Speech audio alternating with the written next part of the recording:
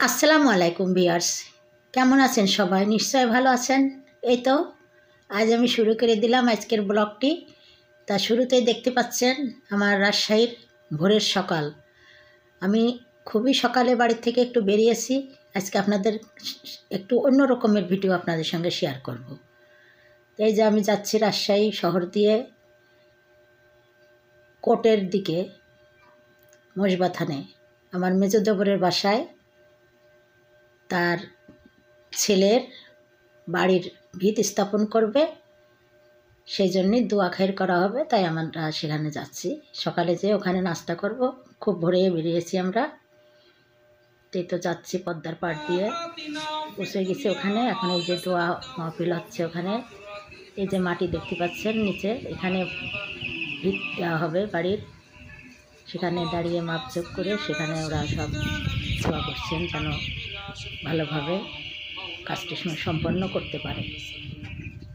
আপনারাও দোয়া করেন যেন কোনো রকমের সমস্যা না হয়, আল্লাহর তরফ থেকে যেন ভালো ভালোই বাড়িটা শেষ করতে পারে। তো যে সবাই দোয়া সামিল হয়েছে এখানে, চাচারা, মামারা, খালু, চাচাতো ভাই, ফুফাতো ভাই সবাই একসঙ্গে আছে।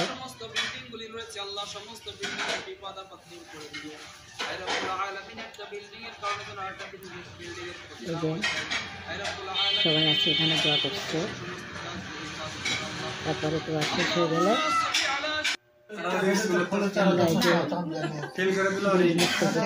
আমার আর এক দেবর তার বাসায় এসেছি, বসে আছি। চার মেয়ে নিয়ে বাড়ি করেছে। মেয়েকে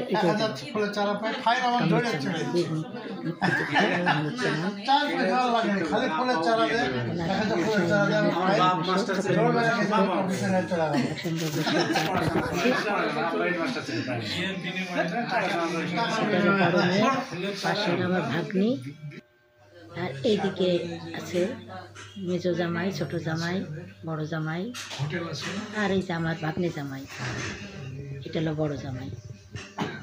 এদের পরিবার চারটে মেয়ে নিয়ে খুবই ভালোভাবেই ওরা একই সঙ্গে একই ফ্ল্যাটে আছে। খুব ভালো লাগবে দেখতে আমার। এই যে আমি তাদের সঙ্গে একটু একসঙ্গে তাদের সপরিবার নিয়ে, এই যে মেয়ে, জামাই, নাতি, নাতনি, তাও নাতিরা সবাই উপস্থিত নাই।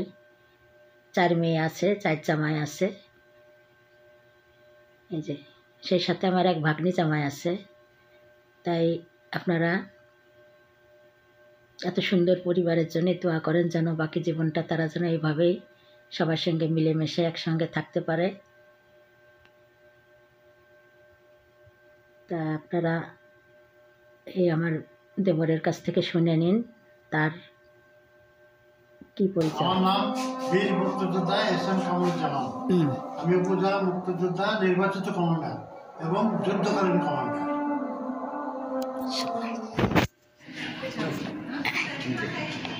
এখন আমি যাচ্ছি আমার ভাগ্নি জামাইয়ের বাসায়। এই যে চলে এসেছি ভাগ্নি জামাইয়ের বাসা, ওখানে ভাড়া থাকে এরা অবশ্য। আর ওই আমার দেবরের বাসা ওটা নিজেরই বাড়ি। চার মেয়ের জন্য চারটে ফ্ল্যাট প্লট করে দিয়েছে, 2 ইউনিট বাসা। আর এই যে আমার ভাগ্নি জামাইয়ের বাসায় যাচ্ছি, দোতলায় থাকে ওরা। বাড়িটাও বেশ সুন্দর। এই যে আমার ওই দেবরকেও সাথে করে নিয়ে আসছি, ওরাও সপরিবার সবাই একসঙ্গে আমরা আসছি আমার ভাগ্নি জামাইয়ের বাসায় দেখা সাক্ষাৎ করতে। অনেকদিন সবার সঙ্গে দেখা সাক্ষাৎ করা হয় না, ভাবলাম যে একটু দেখা সাক্ষাৎ করে আসি। তা ফিরতে ফিরতে রাত 9টা বেজে গেল। সকালে বেরিয়েছি, এই যে আমরা এখান থেকে বাসায় চলে আসব। তা কেমন লাগলো আজকের আমার ভিডিওটি? নিশ্চয় ভালো লাগলো।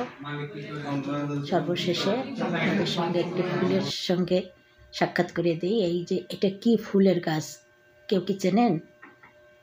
আমার তো মনে হয় হাসনা হেনা, ভুলে গেছি, বহুদিন আগে দেখেছি। তো এটা রাত্রে নেওয়া ছবি। যাওয়ার সময়তে হঠাৎ করে গাছটি চোখে পড়ে, আর এত সুন্দর ঘ্রাণ আসছে, মুগ্ধ হয়ে আমি ছবিটা না তুলে পারলাম না।